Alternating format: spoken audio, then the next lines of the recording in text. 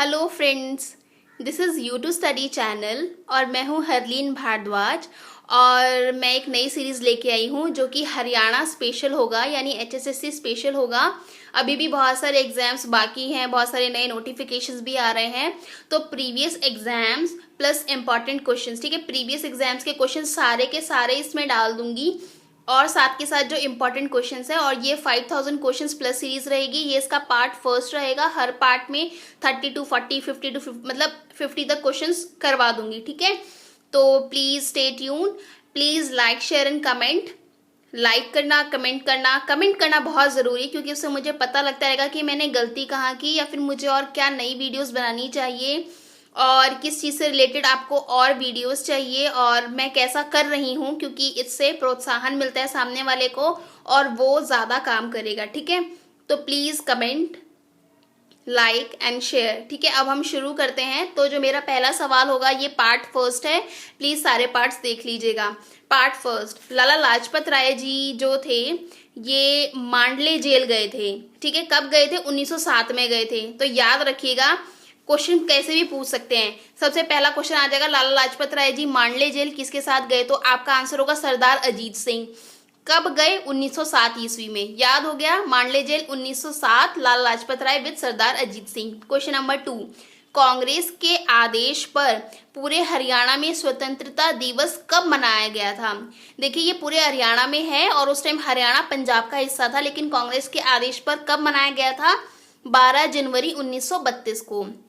अगला सवाल, जो कि गोल्डन जुबली था, स्वर्ण जयंती मनाई गई थी कांग्रेस की हरियाणा में, वो कब बनाई गई थी? देखिए 1885 में तो कांग्रेस बनी, तो स्वर्ण जयंती तो उसके 50वें साल में बनेगी ना।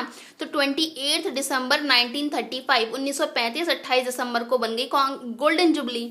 अगला चौथा सवाल, आफ्टर द डेथ ऑफ लाला लाजपत राय जी, जब लाला लाजपत राय जी की मृत्यु हो गई तो उन एक सभा रखी गई थी रोहतक में 1929 में। तो उस सभा के जो चीफ गेस्ट थे, जो मुख्य अतिथि थे, वो कौन थे? वो थे मोतीलाल नेहरू जी, ठीक है। अगला सवाल जो है ये बहुत बार, मतलब ये सारे के सारे सवाल एक एक बार पूछे भी जा चुके हैं और बहुत ही इंपॉर्टेंट भी है। कैथल का जो विद्रोह हुआ था वो 1843 में हुआ था। उसमें क्या हुआ था, राजा उदय सिंह का जो किला था ना, उसको चारों तरफ से किसने घेर लिया था? अंग्रेजों ने घेर लिया था। और कितनी चौकियां बना दी थी? 7 चौकियां चारों ओर लगा दी थी, घेर लिया गया था। और उनकी मृत्यु जब हो गई तो उनकी मृत्यु पर राजगद्दी का हक किसने जताया था? उदय सिंह की जो राजगद्दी का हक था वो जताया था गुलाब सिंह ने।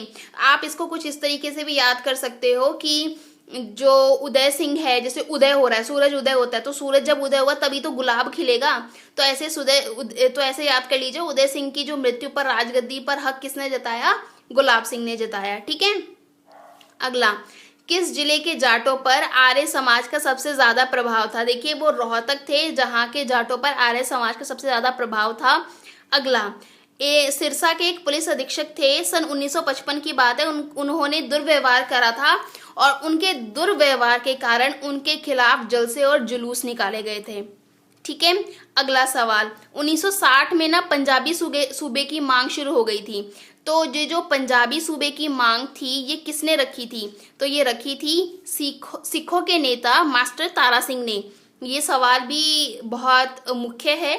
और सिखों के नेता मास्टर तारा सिंह ने, तो इसको ऐसे याद कर लीजिए जी, तारा जगमगाता रहता है, तो वो जगमगाने के लिए उन्होंने मांग रखी कि हमें भी हक है, हम भी स्काई में, मतलब आसमान में अलग दिखे। तो पंजाबी सूबे की मांग जो किसने रखी? सिखों के नेता मास्टर तारा सिंह ने रखी, ठीक है।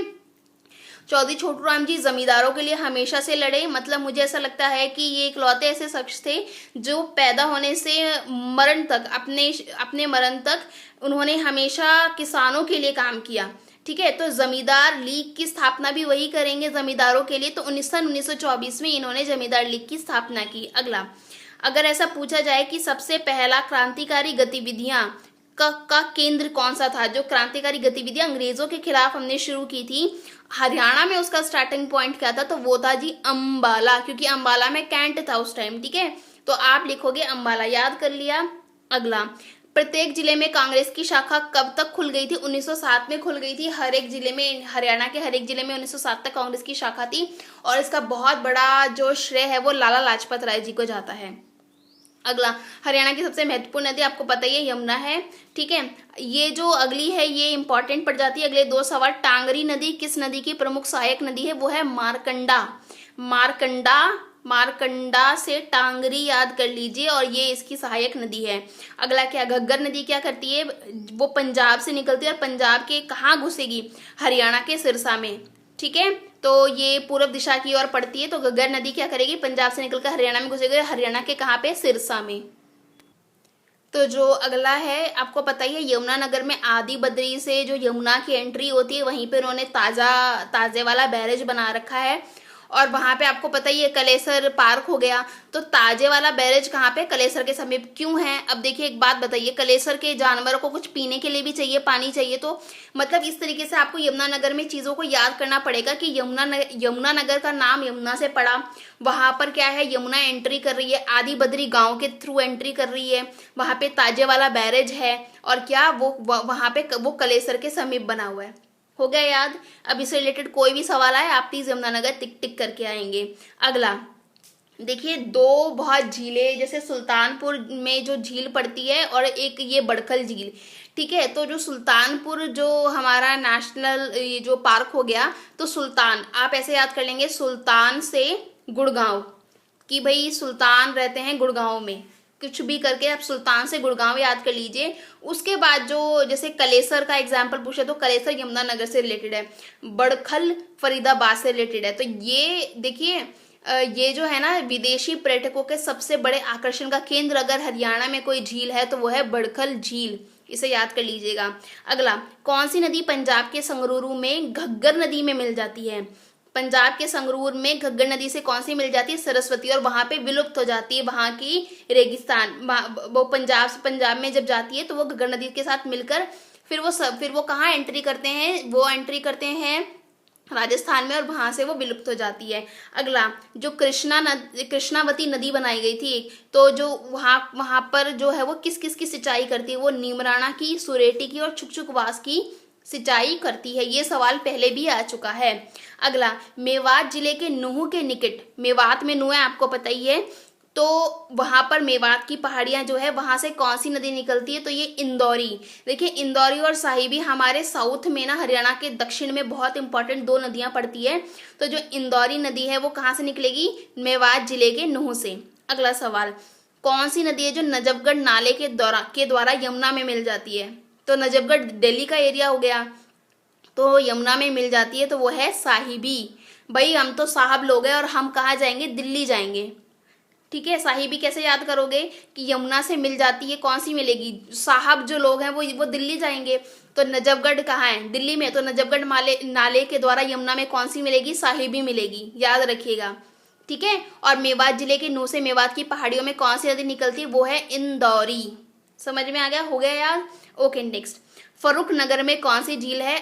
मुझे लगता है कि अभी पीछे ये जो पिछले महीने 5 मेन एग्जाम्स हुए, पंचायती राज का हो गया, टैक्सेशन का हो गया, फूड इंस्पेक्टर का हो गया, डेप्यूटी रेंजर का हो गया, तो ये जितने भी सवाल थे उसमें फर्रुख नगर सुल्तानपुर से रिलेटेड एक ना एक सवाल हर एक में था। तो इसे याद कर लीजिए। सुल्तानपुर मैंने आपको बता दिया, सुल्तान कहाँ पे रहेंगे? गुरुग्राम में रहेंगे, याद कर लीजिए। तो सुल्तानपुर कहाँ होगी? झील हो गई, वो गुरुग्राम में है। आप पर गुरुग्राम के किस इलाके में? वो है फर्रुख नगर। ठीक है, याद हो जाएगा फर्रुख नगर। ओके, अब अगर क्वेश्चन पूछ लें कि कृषि प्रणाली में सुधार के लिए क्या कदम उठाने चाहिए, तो जो भूमि को ना हवा की दिशा में जोतना चाहिए। जैसे फॉर एग्जांपल हवा कहाँ आ रही है? पूर्वी दिशा से पश्चिमी को जा रही है, तो हमें उसी डायरेक्शन में हमें खेत को जोतना चाहिए। अगर आप उल्टा जोतोगे या फिर आप उसके विपरीत, मतलब उसके हॉरिजॉन्टल भी जोत रहे हो, मान लो ऐसे हवा जा रही है और आप ऐसे जोतना शुरू कर दोगे, तो क्या होगा कि जो आपकी जो मिट्टी है वो उड़ जाएगी हवा से। तो वो मतलब, और जो ऊपर वाली जो 1 सेंटीमीटर की लेयर होती है वही तो मेन उपजाऊ मिट्टी होती है। तो समझ में आ गया? तो अगला जो है वो हम थोड़ा सा मृदा के बारे में पढ़ लेते हैं कि ये जो सवाल यहाँ से शुरू हो रहा है कि मैदानी भाग में मुख्यतः है मृदा कौन से कलर की है, तो हमारे यहाँ पे पीले रंग की जो मृदा होती है वो उपजाऊ होती है, पीले रंग की, और वो मैदानी भाग में बहुत ज़्यादा मिलती है। अच्छा, अगला सवाल जो वायु अपर्दन से प्रभावित क्षेत्र। वायु अपर्दन क्या होता है कि हवा के कारण जो हमारी जो मिट्टी, जो मेन मिट्टी है वो उड़ जाती है, तो उसे वायु अपर्दन बोलते हैं। तो इससे जो प्रभावित क्षेत्र है वो है 12 लाख हेक्टेयर। अभी आप जो फॉरेस्ट का एग्जाम देने जा रहे हैं, फॉरेस्टर्स का एग्जाम देने जा रहे हैं, उसमें इससे रिलेटेड बहुत सारे सवाल आ सकते हैं। रेंगती हुई मृत्यु किसको बोलते हैं? मृदा अपरदन को रेंगती हुई मृत्यु बोलते हैं। अगला एक वर्ड है घर।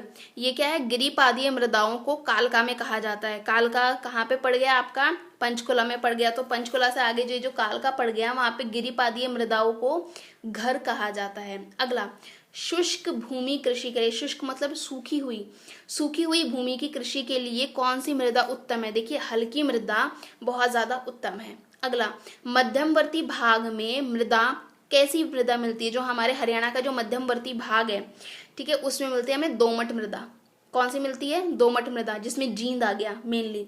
भूमि कटाव, लवणता तथा सेम की समस्या से ग्रसित 50% हरियाणा की भूमि, उपजाऊ भूमि जिसमें आप कृषि लायक भूमि है, वो भूमि कटाव, लवणता तथा सेम की समस्या से ग्रसित है।